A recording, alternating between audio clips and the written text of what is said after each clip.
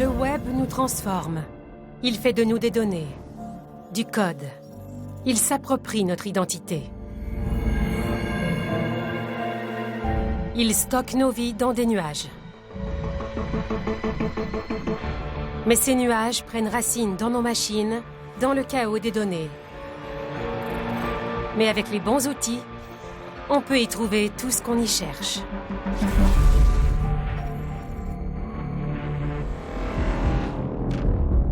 Au cœur d'un ordinateur, si vous tendez l'oreille, vous pouvez entendre un battement de cœur. Comme nous, les technologies vivent, meurent et se transforment. Nous adoptons les nouvelles versions de plus en plus vite. Nos appareils sont plus que des outils. Ils nous rendent dépendants. Ils font partie de nous. Le web invisible révèle un avant-goût d'un avenir étrange. Mais on peut se demander comment iront les choses lorsque nous serons post-humains.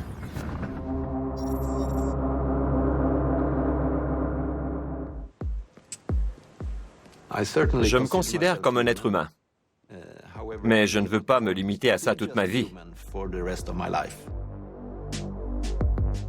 Je m'appelle Hannes Woblod. Je travaille chez Epicentre en tant que biohacker. Notre angle de travail, c'est de considérer la biologie comme un système qui peut être trafiqué. On se demande toujours si le corps peut fonctionner mieux ou différemment. On n'est pas des scientifiques, on mène des expériences. J'ai une puce électronique dans la main gauche de la taille d'un grain de riz. Elle ouvre la porte du bureau. Je n'ai qu'à tendre la main.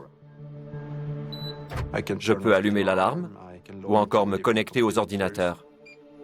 C'est de la radio-identification. Vous utilisez sûrement déjà les étiquettes d'identification par radiofréquence sans le savoir. Elles sont dans nos cartes d'accès, nos cartes de crédit, nos téléphones cellulaires et notre passeport. On les pose même sur le bétail et les animaux domestiques. Ce qu'il y a de tentant avec cette technologie, c'est qu'on pourrait enregistrer tous nos renseignements personnels sur une puce RFID et d'y radier aux clés, aux cartes et à l'argent comptant. Les extensions électroniques me permettent de communiquer avec les machines. C'est à nous de choisir quelle sera la prochaine étape de l'évolution humaine. Hannes est membre d'une communauté mondiale de bricoleurs qui expérimentent des techniques maison pour trafiquer le corps humain. My initial incision was a little shallow. You might be able to see it. There we go. Ils diffusent leurs expériences en ligne à l'intention des internautes. Plus on plonge dans cet univers, plus on en perçoit les dangers. Jadis, les sites de biohacking n'étaient pas indexés. Ils étaient impossibles à trouver. Mais aujourd'hui, on peut commander un kit d'implant maison sur dangerousthings.com. Cette entreprise a vendu 5000 micropuces humaines en 2 ans à peine. Partout dans le monde, des internautes expriment leur projet de passer à l'acte. Et pourtant, l'idée de se faire introduire une puce dans le corps ne plaît pas à tout le monde. Mais un jour, nous n'aurons peut-être plus le choix.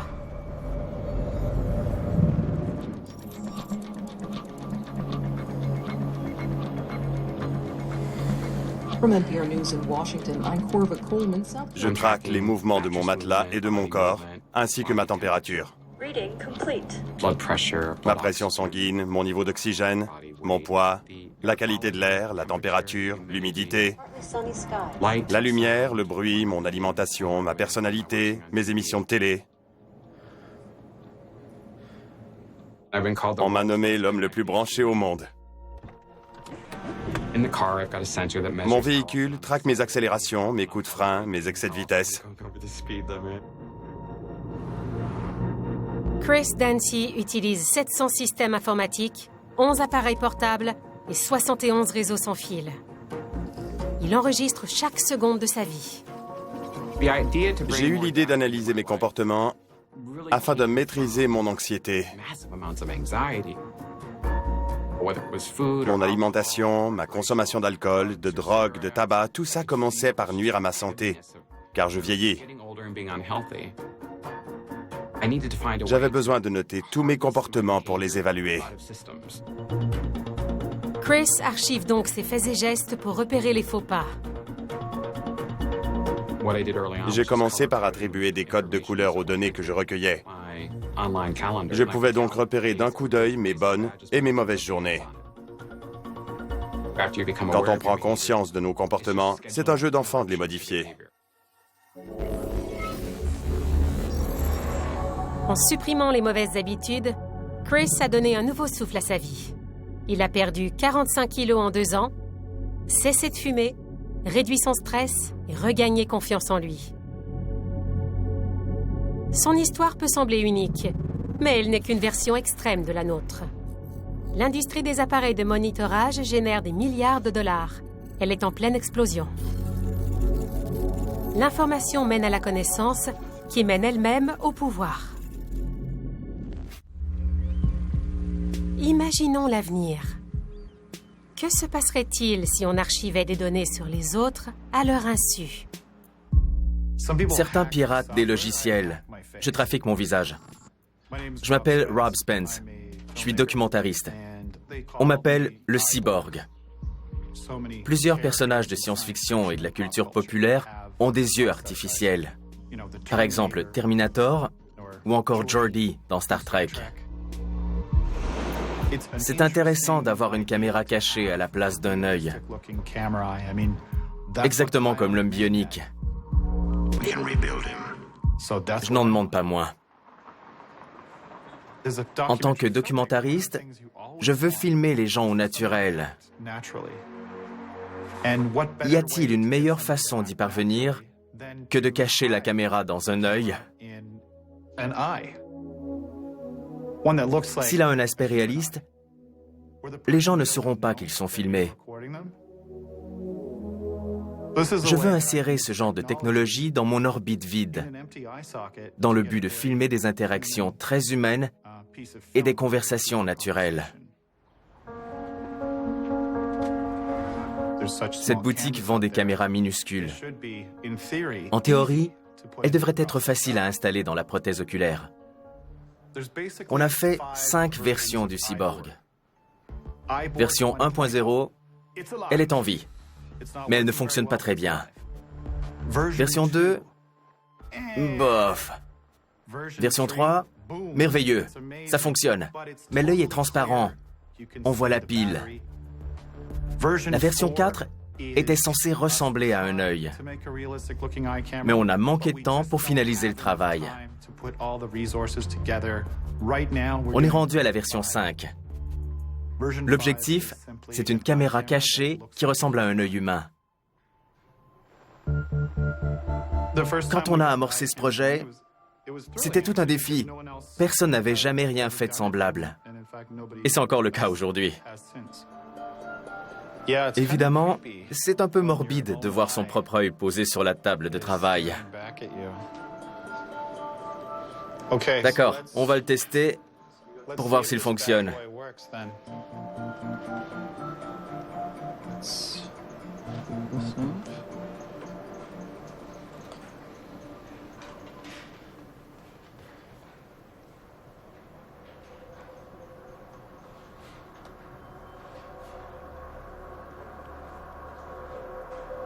Oh, j'ai du mal à l'insérer. Ma paupière du bas n'arrive pas à se refermer. Tu te souviens, Martin, j'avais le même problème avec la version 3. En effet, elle nous a donné du mal. On a sûrement forcé la dose dans le joint entre les deux parties de la coquille. Je vois.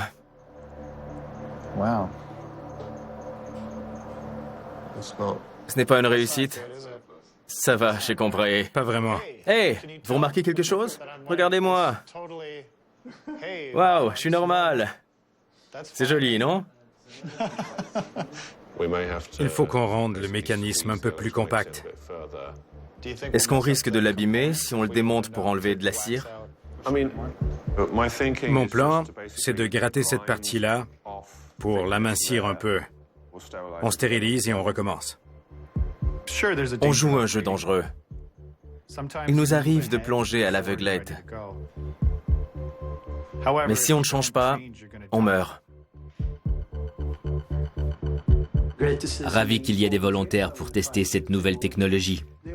La RFID a une durée de vie de plus de 120 ans. Autrement dit, elle vivra plus longtemps que vous.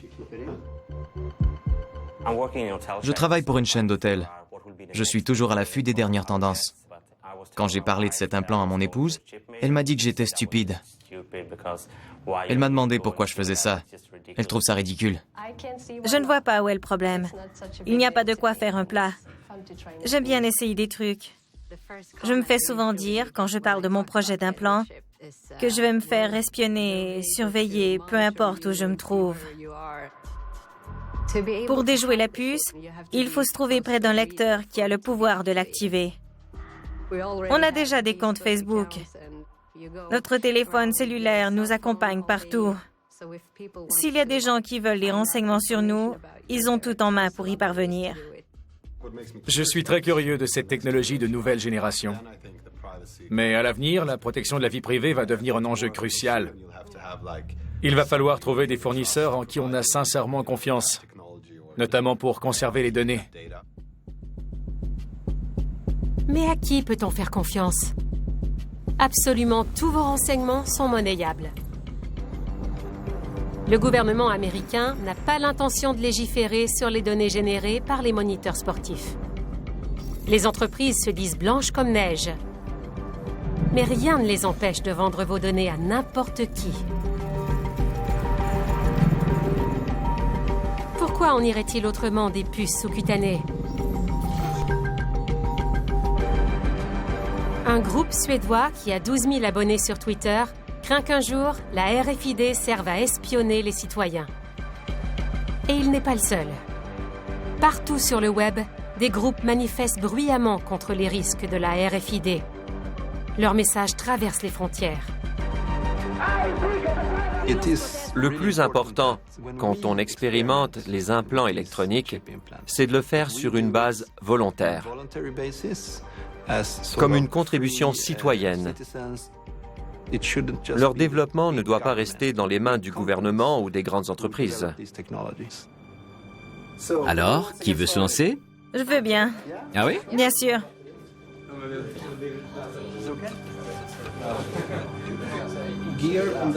On est prêt à commencer. Nerveuse? J'ai déjà accouché 2 fois. Ça va être une partie plaisir. C'est plus rapide qu'un accouchement. Je l'espère.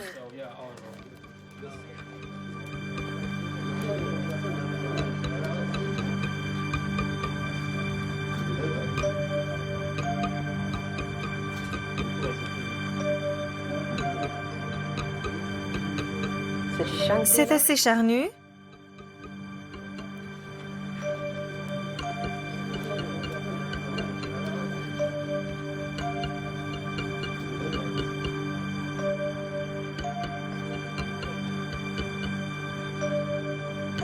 Inspirez profondément.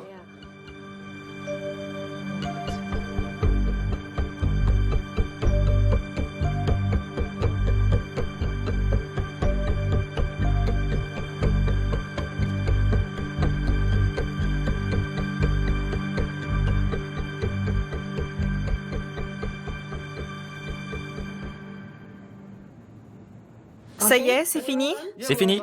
Merci beaucoup. Merci à vous.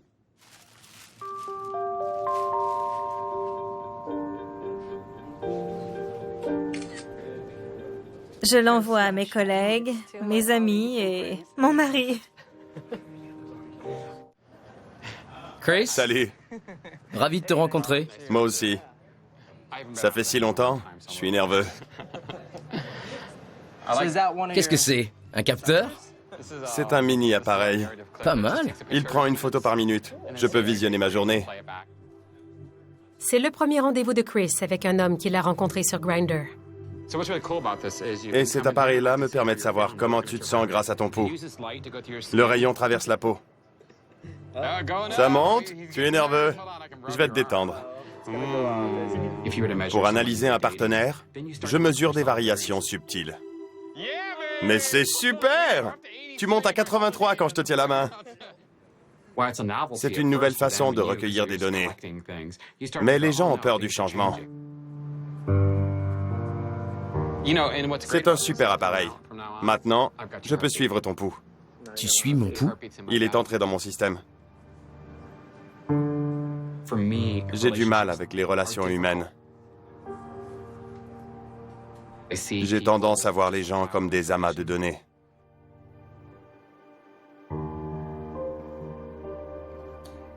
Alexa, commandez du jus d'orange. Je l'ai ajouté à la liste d'épicerie. Merci. Ne me dites pas merci. Le piège dans cette histoire, c'est que les données créent une dépendance. Les accros à l'héroïne ne cherchent pas à planer. Ils veulent s'échapper. Plus ça va, plus je comprends que les données nous isolent dans une bulle.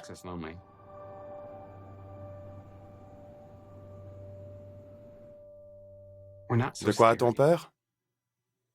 On a besoin les uns des autres. Terriblement.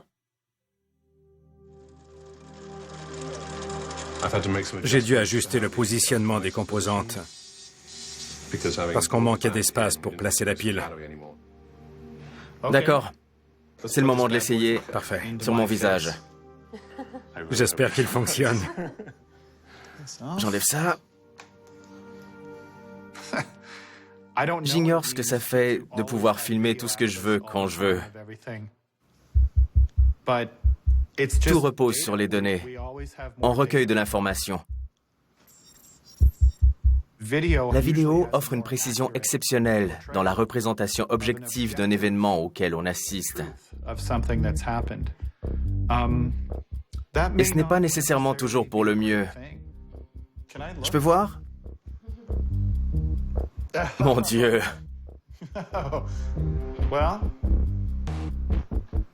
Qui a dit que les espions doivent être beaux? Je capte la chaîne 3. T'es prêt? Oui. Tout le monde est prêt? Oui. Je retiens mon souffle. C'est parti. Un peu plus haut. Ça y est. Ça fonctionne? T'as un signal? Regarde-moi. Parfait. Waouh! Je sens la vidéo. Vraiment? Mais non, je plaisante. Le signal est très clair. En effet. Essaie de l'éloigner.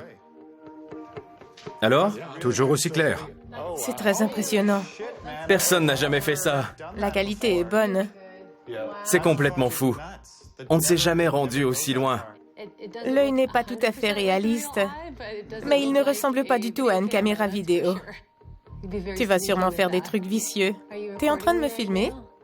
Ça porte à conséquence de pouvoir filmer qui on veut, quand on veut. C'est une intrusion dans la vie privée. Il nous reste si peu d'espace intime. Ça fait un peu bizarre. Qu'est-ce que ça va changer dans la société? Je l'ignore. Les séquences vidéo ne sont rien de plus que de l'information. On ressent confusément le besoin de protéger les derniers remparts de notre vie privée. Mais il est trop tard. Désolé.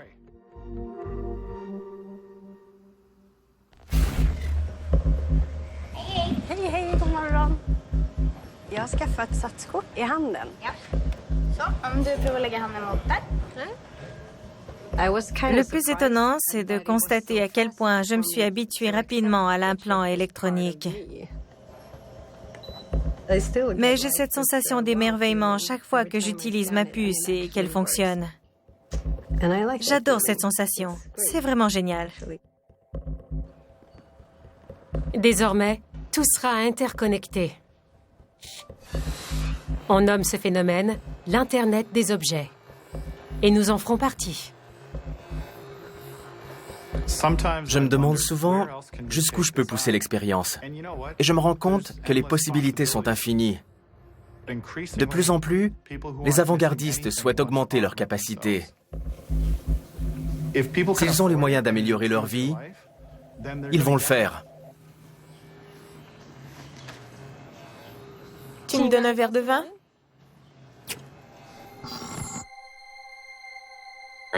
On s'apprête à repousser les limites de l'espèce. Quand on écoutera cet entretien en 2020, on va se dire qu'on aurait dû être plus attentif, qu'on aurait dû intervenir. Cette technologie est là pour rester. On peut maintenant se demander ce que l'avenir nous réserve. Quelle sera la prochaine génération d'implants? Les animaux perçoivent des tas de choses qui sont inaccessibles aux humains. C'est donc dire qu'on passe à côté de beautés insoupçonnables. Imaginez qu'on puisse voir les rayons ultraviolets, comme le peuvent les abeilles. À quoi ressemble un champ de fleurs aux yeux d'un butineur? On s'apprête à vivre des expériences nouvelles et magnifiques. Le monde est mûr pour ces nouvelles technologies. Je suis convaincue que ce sera pour le mieux. Mais quand cessera-t-on d'être humain pour devenir des appareils techno? Eh bien, je n'en sais rien.